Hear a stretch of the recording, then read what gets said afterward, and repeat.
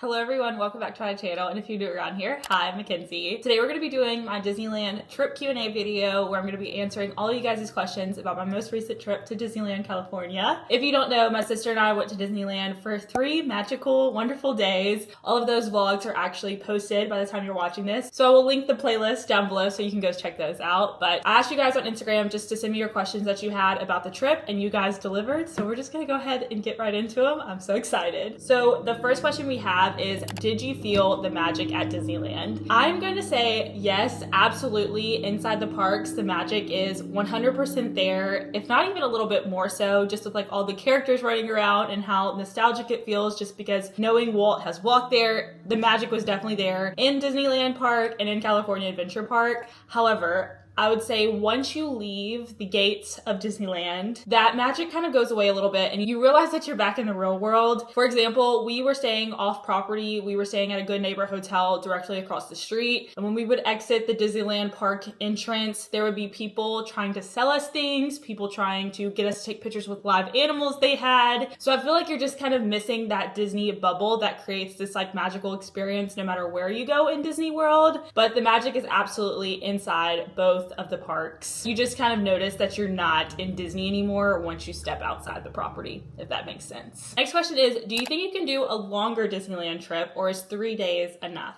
I'm gonna say 3 days, which is what we did, was perfect for us. We did have park hopper, which I think really helped us. We were able to do everything that we wanted to do. I will say that we didn't take that many breaks. So if you're someone that wants to take a little more than an hour, 2 hours in the room to just rest and reset, or if your hotel has a really nice pool that you want to experience, I think you could probably push it out to 4 days and just have a little bit more of a leisurely trip. However, for us, 3 days was perfect. We took like 1 to 2 hour breaks in between the day just to change clothes, recharge a little bit, but 3 days just worked out perfect for us. That kind of brings us to our next question, which is park hopper worth it? At Disneyland, I would say absolutely it's worth it because of how close the parks are to each other. If you wanted to, you could walk right out of one park and just walk across and straight into the other. There's no kind of transportation that you need to take to get in between the parks, which I think really makes park hopper worth it. I will say that we only used our park hopper ticket on our last day, really, where we were able to go in between both parks and hit all of the highlights and all of the things that we missed in the first 2 days. And unfortunately with Disney, you do have to get park hopper for your entire stay tickets unless you like separated those out. But I think just with how close the parks are, to be able to have the option to go in between them is definitely worth it to me. Next question wasn't really a question. It just said haul, which I will do a little mini haul for you guys real quick. Madison and I collectively got a lot of things, but it's just kind of hard with her living far away to make time to film a haul video. So I'll show you guys all the clothing things I got. I have them here.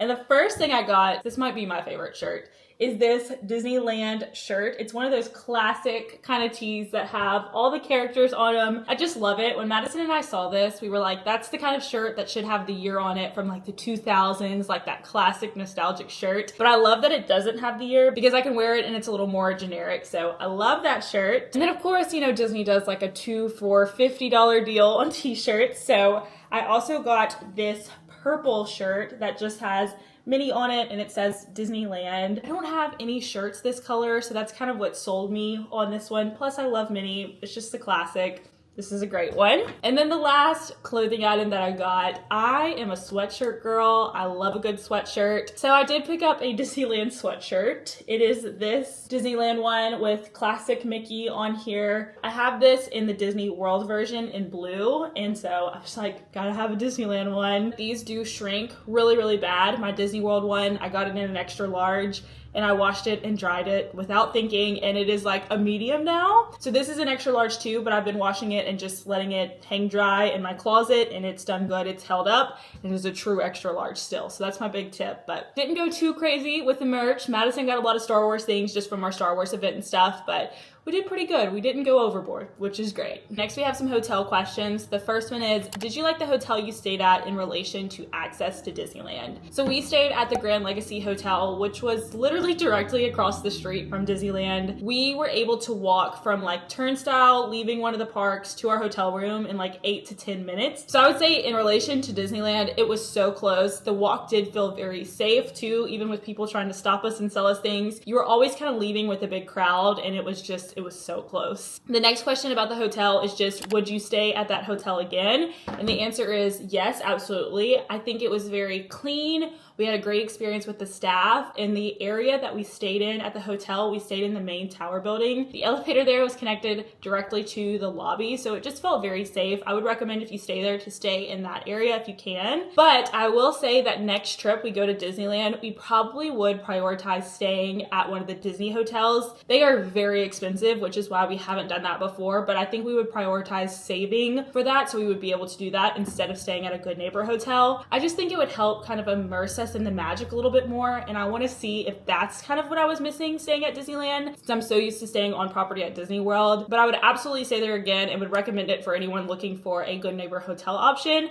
I just think next trip we would prioritize staying at one of Disney's hotels.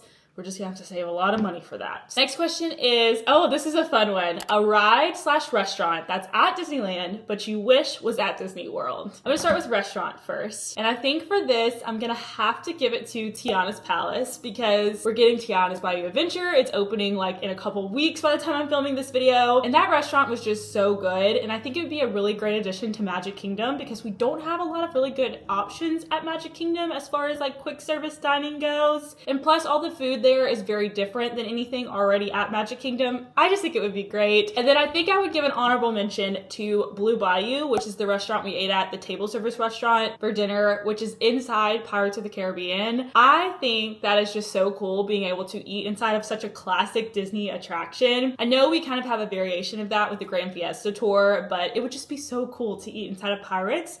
And again, I'm just trying to add all the restaurants I can to Magic Kingdom. So those would be my restaurants. And attraction-wise, I think I'm gonna have to say Radiator Springs. I know people compare it to Test Track, but it is just so different. Like, it is such a good ride. I love it so much. I think it could be put in Hollywood Studios, just like the direction they're taking with that park. We already have Toy Story Land. We could put a little Cars area somewhere in that area too, or over by like the Racing Academy that we have already in Hollywood Studios. So definitely would say Radiator Springs. And then I think a close second would be the Incredicoaster. I know that it breaks down a lot at Disneyland, so maybe like an updated version of it, but I think we need a couple more like thrill attractions that go upside down, and Hollywood Studios just seems like the perfect park since there's already some there. So yeah, okay, those are my two. I also really love Indiana Jones, but I can't add too many because that would just be, we don't have the budget for that at Disney World. Next question is, do you think Disney World would ever get World of Color? And gosh, do I hope so. I loved World of Color. If you didn't see my vlog, it's basically a nighttime show with water, with lights, with fire in California Adventure. And it was, I said it,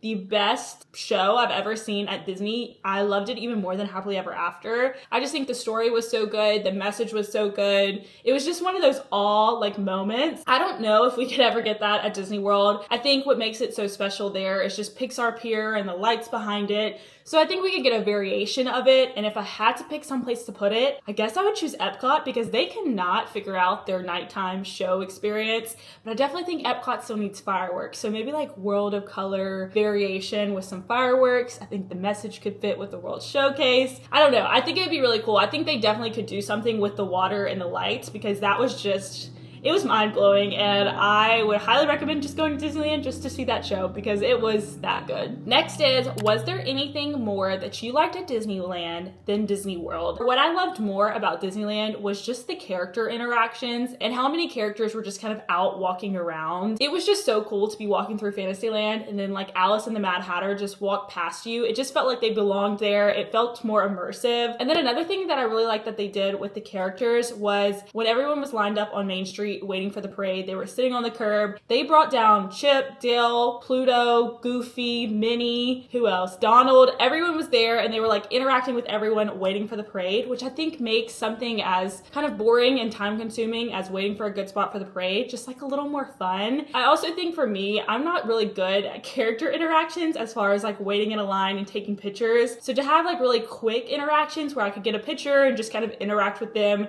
doing something that they were already doing, it gave me something to talk about, which I feel like really helped me. So that is something that Disneyland is definitely doing that I wish Disney World did a little bit more of.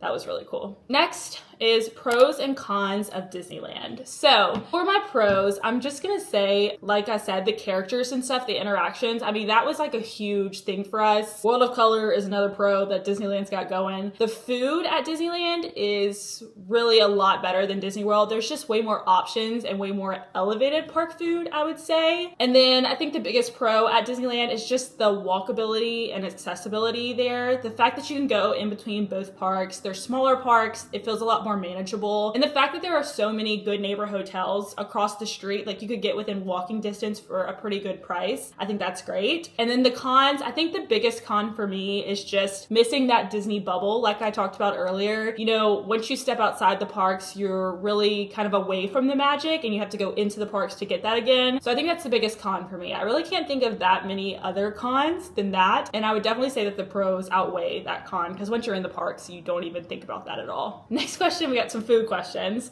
Is the food there really as good as people say? The answer is yes. It is really that good there. Like I said, it's just elevated park food. There's so many options. The snacks and quick service is where they shine. They don't have as many table service restaurants, but that's just because there's not as many parks, there's not as many hotels, but the food really is that good, and the churros are way better.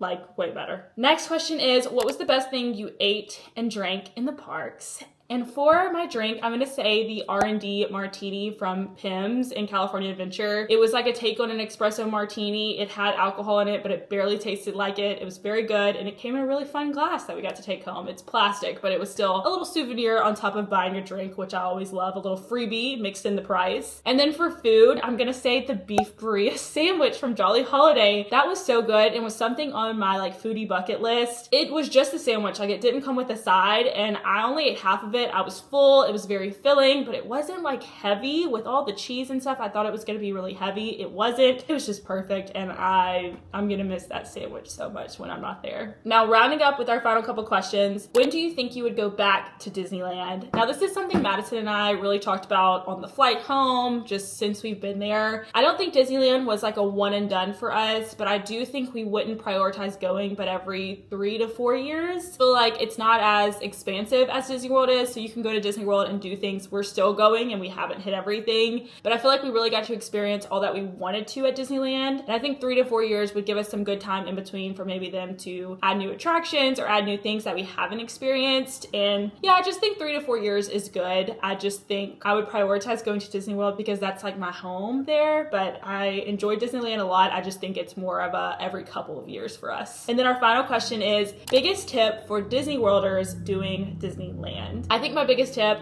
is just to don't go in trying to compare it to Disney World. Go in knowing that it's a totally different park. You know, Disneyland is like the original park. There's so many things that make Disneyland great, and there's so many things that make Disney World great. And I think it's very easy to compare them, like, oh, we have this at Disney World, they don't have this there. But it's two different parks. And I wouldn't go in with like low expectations, just go in with no expectations and learn to love Disneyland for all that makes it Disneyland. So that would be my biggest tip, is just know that it's different, and that's okay. And that's what makes it great, is that it's a totally different park. So I think that is gonna do it as far as our little Disneyland trip Q&A goes. Thank you guys so much for sending in your questions and just for watching along on all of these vlogs. We had so much fun on the trip, and I had so much fun sharing the vlogs with you guys. I just love it so much. So I think the next video you're gonna see is a Disneyland trip cost breakdown. I'm gonna kind of break down the cost of Disneyland just to kind of compare it. If you're used to going to Disney World, you can see kind of the pricing differences, or just if you're planning a trip to Disneyland, you can see the cost. That being said, be sure to subscribe down below so you don't miss that one, and I will see you guys real soon. Bye!